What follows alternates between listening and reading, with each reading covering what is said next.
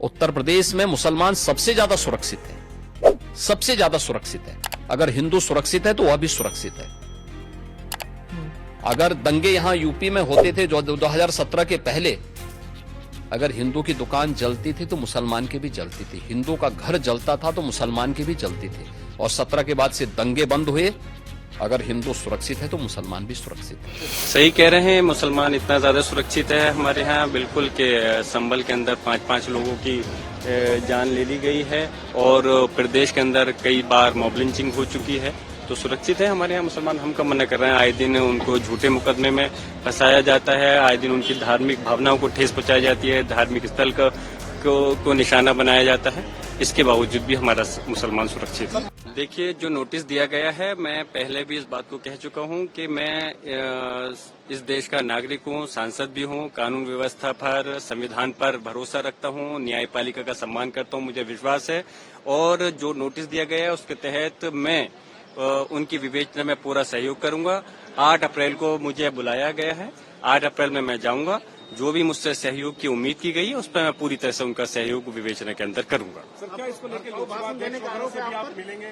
Sir, जो आप पे जो एफआईआर हुई थी तब लोकसभा अध्यक्ष से आप मिले थे, आपकी पार्टी के लोग मिले थे कि आपको पूछताछ के लिए बुलाया गया है तो आप स्पीकर के समक्ष रखेंगे? देखिए, जब ये मुकदमा लिखा गया था और गलत मेरे ऊपर मेरा नाम उसके अंदर रिपोर्ट में डाला गया था, तो हम माननीय हमारे नेता माननीय अखिलेश यादव जी के नेतृत्व में माननीय स्पीकर साहब से मुलाकात की थी और हमने हमारे साथ जो ज्यादती थी, क्योंकि वो हमारे संरक्षण करने का अधिकार हमारा उनका है, तो इसलिए हमने उनसे किया था कि हमें इंसाफ मिलना चाहिए।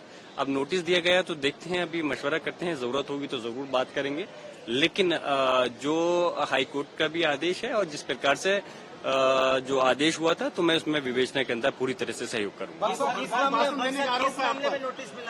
नोटिस जैसे आप सब लोग भली बात ही जानते हैं, लेकिन फिर भी मैं बता देता हूं, जो हमारे संभल के अंदर घटना घटी थी उसके अंदर जो मेरा नाम उसमें भड़काऊ भाषण के अंदर रखा गया, जो कि गलत है एकदम से, उसमें मेरा नाम है और उसी के तहत मुझे नोटिस जारी किया गया।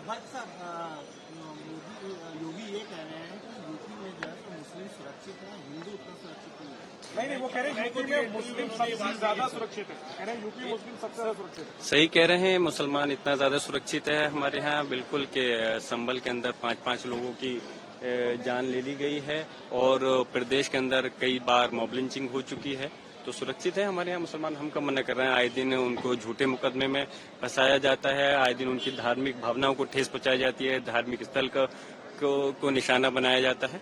इसके बावजूद भी हमारा मुसलमान सुरक्षित है। मथुरा को लेकर के उन्होंने बयान दिया। पर सौगात किट बांटा जा रहा है, क्या कहेंगे? सौगात मोदी, हमें सौगात किट से मतलब नहीं है। हमारे हक, संवैधानिक हक को हमसे छीन करके हमें वो भीख नहीं चाहिए, जो हमें वो किट नहीं चाहिए जिससे कि हम आपकी किट हमें खुशी होती जब आप हमें ये किट उस वक्त देते जब हमारे साथ इस हिंदुस्तान के अंदर बराबरी का सलूक होता, जब इस मुल्क के अंदर हमारे सारे मुस्लिम समाज के लोगों को सम्मान मिलता, जब उनके जो संवैधानिक अधिकार है उनको वो मिलते, उनका हक वक्फ बिल के नाम पर जो संशोधन बिल लेकर के जा रहा है उसको नहीं छीना जा रहा होता, तो उसके बाद आप किट देते तो हम उसका खुशी से इस्तकबाल करते, स्वागत करते।